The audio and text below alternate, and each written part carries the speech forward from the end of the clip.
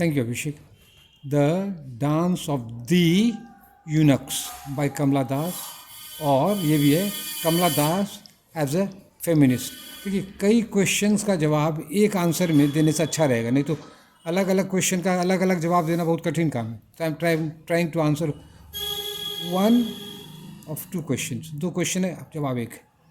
Answer: the dance of the eunuchs 1961 is a feminist poem. The word feminist can be used as a noun and an adjective. Noun भी है ये, adjective भी है, both. A feminist is a person who supports the women. वो feminist का क्या meaning होता है? वो पुरुष, वो आदमी, औरत भी हो सकती है, पुरुष भी हो सकता है, जो सपोर्ट करता है औरतों को. A feminist is a person who supports the women. A feminist wants that a girl or a woman should have the same rights as a boy or a man. तो फेमिनिस्ट क्या चाहता है कि लड़की को या औरत को वही अधिकार मिले जो लड़का को मिलता है, पुरुषों को मिलता है. अच्छा, अब देखिए यूनिक समझा रहे हैं. Eunuch means a man who has been castrated. देखिए ऑक्सफोर्ड का मीनिंग है, पढ़ना पलटो बेटा. देखिए कैस्ट्रेटेड मतलब क्या होता है?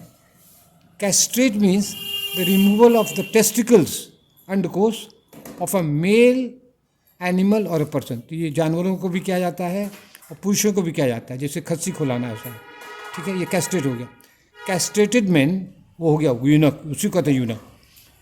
Are were used in some countries to guard women who were kept in harem. अब उसका क्या काम होता है? पुरुष को कैस्ट्रेट कर दिया जाता है, लड़कों को कर देता है था.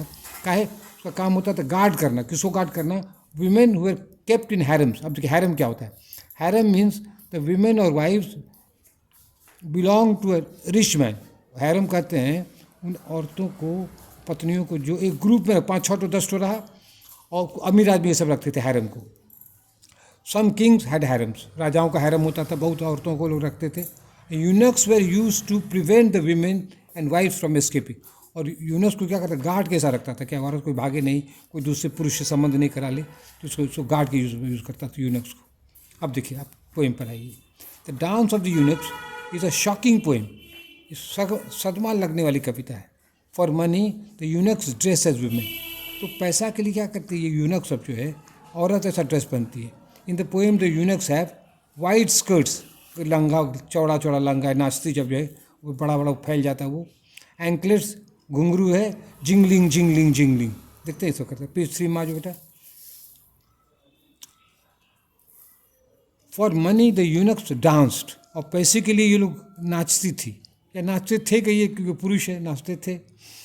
Dance, they danced, oh they dance till they blood. नाचते नाचते उनको पैर से खून निकल जाता था. Oh indicates the pain of the eunuchs. ओ से क्या है? ओ ये कष्ट दिखाता है यूनक सबका. And the shock of the poet. और पोइट्स को भी सदमा लगता है, ये सब क्या हो रहा है तमाशा. To attract customers the eunuchs have jasmine in their hair. Customer को अट्रैक्ट करने के लिए वो लोग फूल लगाती है बाल में. They have green tattoos. और टट्टू जो है ऑन देयर चिक्स, और गालों में टट्टू करवा लेती है हरा हरा, ताकि लोग आकर्षित हो जाए, पैसा मिले उन लोगों को. सॉरी, देखिए बहुत ये कष्ट करे.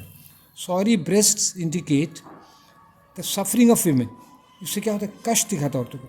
These breast cannot produce milk. और इस जो यूनक को जो ब्रेस्ट है उससे दूध थोड़ी निकलेगा. Cannot produce.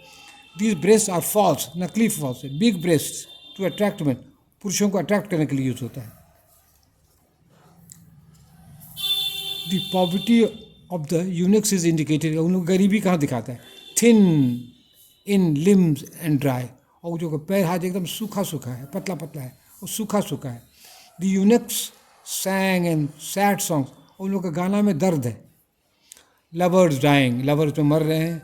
Children left unborn. और बच्चे को जो जन्म ही नहीं हुआ है. चिल्ड्रन लेफ्ट अनबॉर्न, जो जन्म नहीं हुआ. Unborn children suggest the abortion of female babies. तो जो अबॉर्शन लड़कियों को किया जाता है, जो लड़की होने वाला तो अबॉर्शन कर लिए, तो इससे ये सजेस्ट होता है. In the end of the dance, poem के अंत में क्या होता है? The sky crackled. स्काई में क्रैकल आवाज़ होती है, क्रैकल्ड. थंडर, वज्र, लाइटनिंग चमक रहा है. And rain, Varsha. This reminds us of the words of the 3 witches in Shakespeare's Macbeth. Shakespeare के मैकबेथ ये 3 विचेस कहती है, When shall we three meet again in thunder, lightning or in rain? तो वही याद दिलाता है.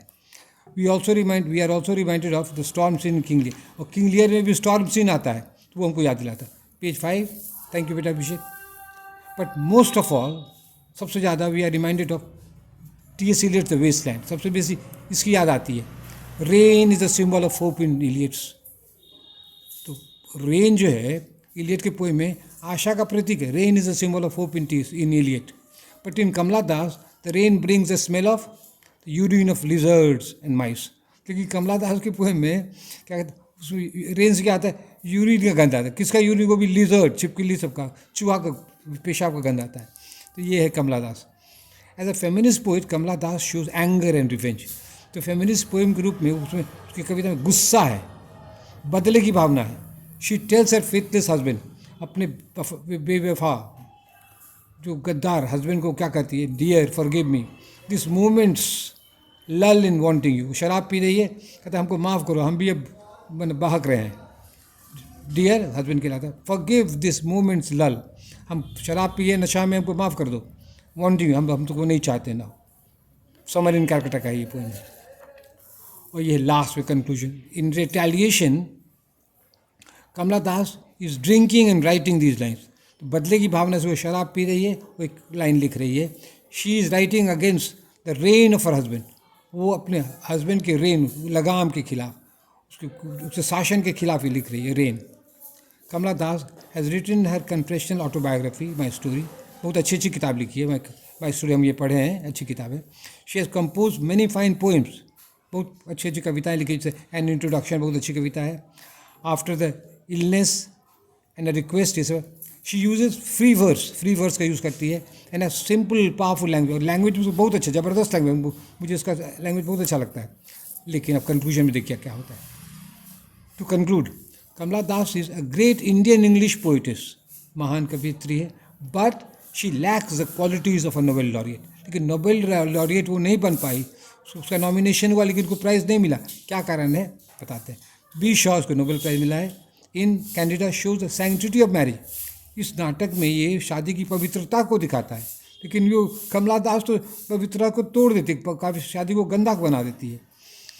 B Shaw in Candida shows the sanctity of marriage. T S. Eliot in the wasteland gives the message of hope. T S. Eliot जो है आशा देता है.